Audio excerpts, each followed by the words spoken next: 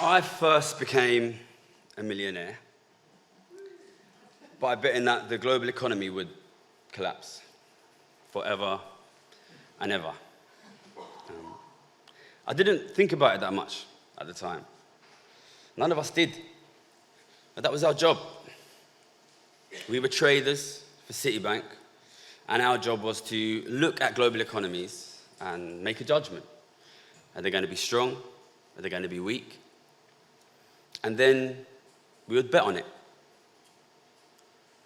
Imagine if the fire brigade worked like that.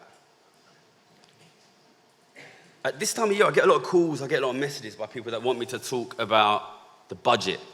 And I hate it. I hate it when people call me up because nobody cares about the budget. When you work on the trading floor, nobody is worried about the budget. Well, they're worried about how it might affect their taxes. But they know that it doesn't matter for the economy. And that's what they're betting on. The economy.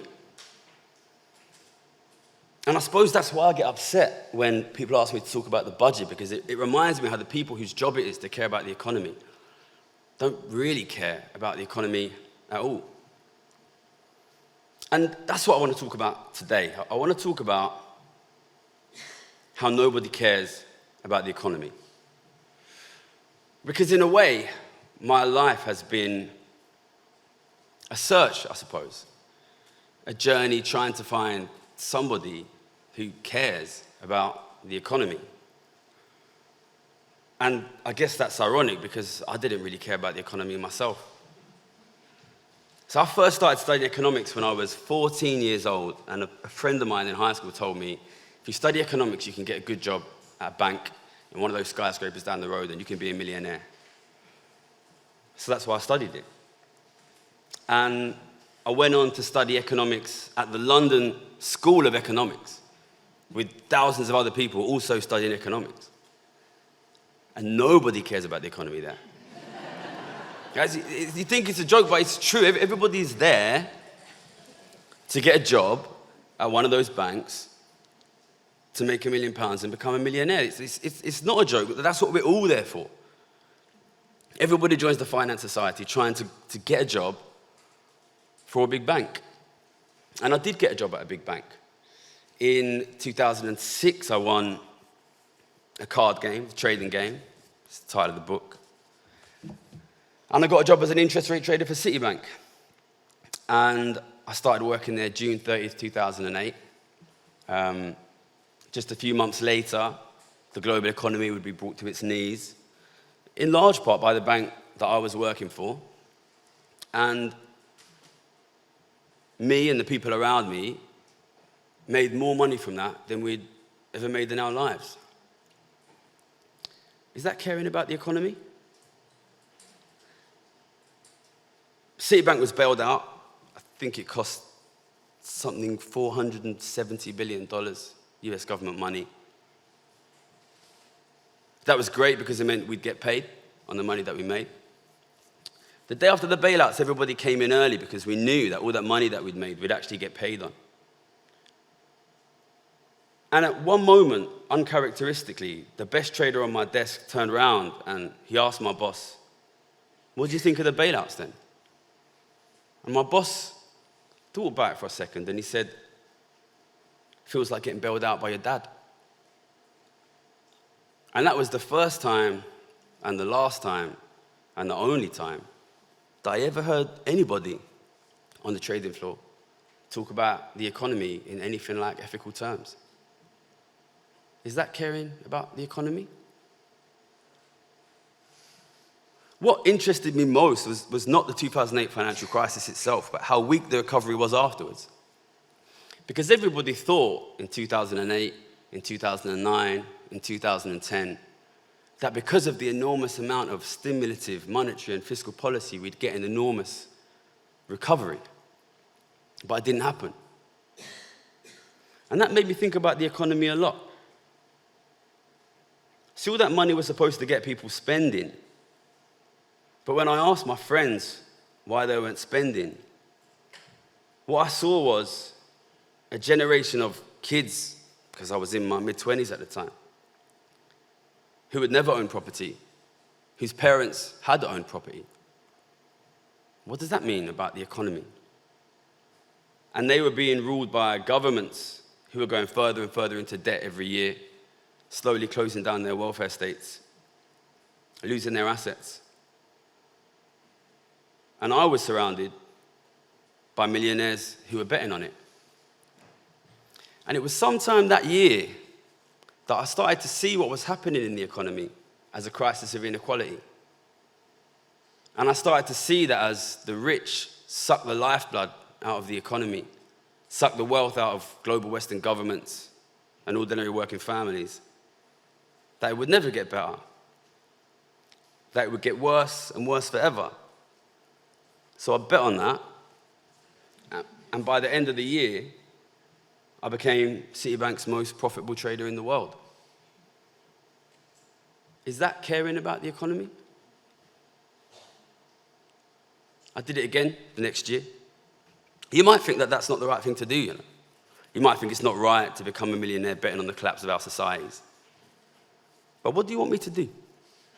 What would you do? There's no bell you can go and ring, you know. There's no phone you can pick up and start talking to the Prime Minister and tell him the economy's going to collapse. That's what we do. That's what the best paid 10,000 economists in the whole world all do. We make our judgment and we bet on it. Is that caring about the economy? Now, if you want to know more about that story's all in the book. And you're thinking, look, we don't expect the traders to care about the economy. It's not the traders' job to care about the economy. These guys are not the good guys. I'm not the good guy. They're not supposed to help. So what about the people who are supposed to help? So I quit that job, and I decided vaguely I'm going to try and do something about inequality. And I tried to find somebody who wanted to do that work. I volunteered at a kind of fancy progressive economics think tank in London, and nobody in there was working on inequality. And I asked them why, and they said, well, we don't get any funding for inequality. Can't really blame them, right? Working for a progressive economic think tank. Money matters, you've got to pay for things. So I wrote a website explaining why inequality was killing our economy, and nobody read it because nobody cares about that. So I decided to go back to university. You know, some of my friends at the London School of Economics who were rich enough to not care about money stayed in academia and worked on economics for years. And one of them had become a professor at Oxford. So I figured if I went there, there would definitely be people who cared about the economy. Right? We had a lecture on interest rates. Now, just a couple of years before that, I'd been Citibank's most profitable short-term interest rates trader in the entire world. And I've been paid more than $2 million in just a year for doing that. I waited till after the lecture and I went up to the professor and I said, why do you think we've been so wrong on interest rates for so long? Why do you think that we keep predicting recoveries that don't happen? And he said to me, no, we always knew interest rates would stay at zero. We always knew the economy would stay weak. A statement which is categorically, provably wrong. So I went back to my flat and I sent him the data showing that was wrong, and he said, oh, you're right. That's interesting. It didn't go nowhere. See, professors aren't paid to care about the economy. Economics professors are paid to write really fancy mathematical papers that publish in really prestigious academic journals.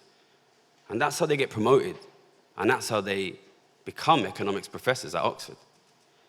If you don't do that, then you fail as a professor. Economists don't care about the economy. That's not their job.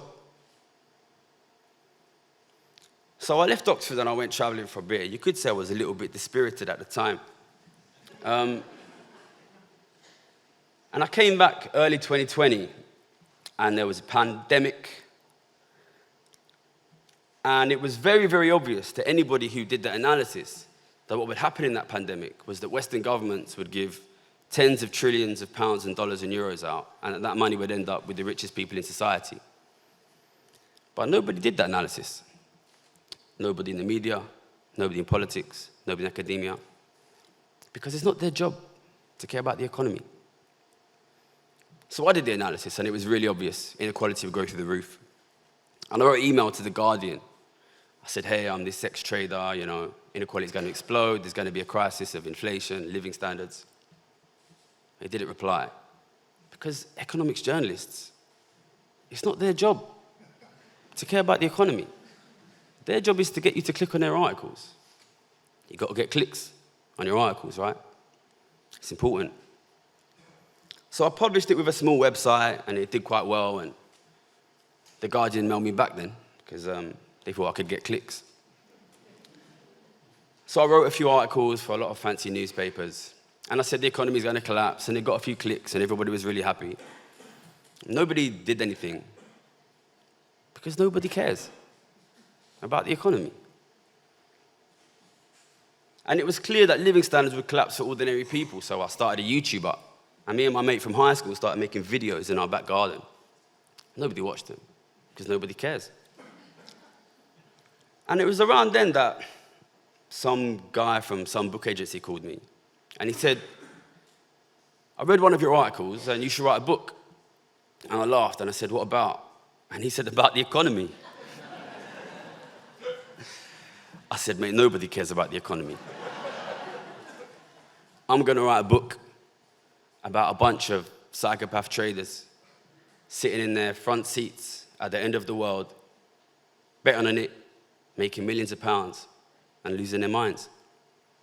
And it went to #1. Turns out, in a world full of people pretending to care about the economy that don't, the way to get people to listen to stories about the economy is to pretend not to care about it.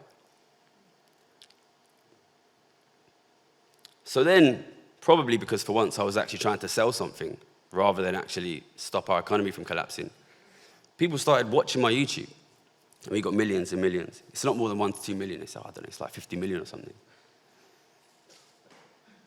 Government, during that time, brought in a new prime minister whose father-in-law was one of the richest men in the world, because nobody cares about the economy. And there was an election, and I tried to speak to the politicians, saying, are you going to do anything about inequality? It was supposed to be a left-wing party coming in. They said, Gary, that would be nice, but nobody cares about inequality. That's not going to get us votes. So what do you do? The thing that I want you to understand is that an economic crisis of inequality is not a crisis for everybody. An economic crisis of inequality is really, really, really good if you're rich. And increasingly, as we have found in my search for someone who cares about the economy, every single person who has a voice in this debate is either rich or is paid for by the rich. The more I look at our economic situation, the more I start to see it as a kind of a test in a way of the British people. It's a test of what you care about. When you think about the economy, do you care more about money and wealth, or do you care about each other? And it's a horrible test, but there's a kind of a poetry to it and a beauty, because if enough of us can be convinced to care more about wealth and about money than about each other, then we will lose all of our wealth and we will lose all of our money. Because it turns out the only power ordinary people ever had to protect themselves from the rich and the powerful was that there's more of them. And they only use that power if they work together. And when I think about that, I think more and more that as I speak to you in a country, in a world where people are losing their houses and their financial security, their health service. The worst thing that the rich did to us was not to take our houses, our financial securities, our futures. It was to make us as selfish as they are. It was to make our hearts as small as their hearts. Because if we can all be convinced to be selfish, then we will lose everything, and they will win. So I will leave you with 2 final messages, I suppose. Try to be less selfish, and buy my book.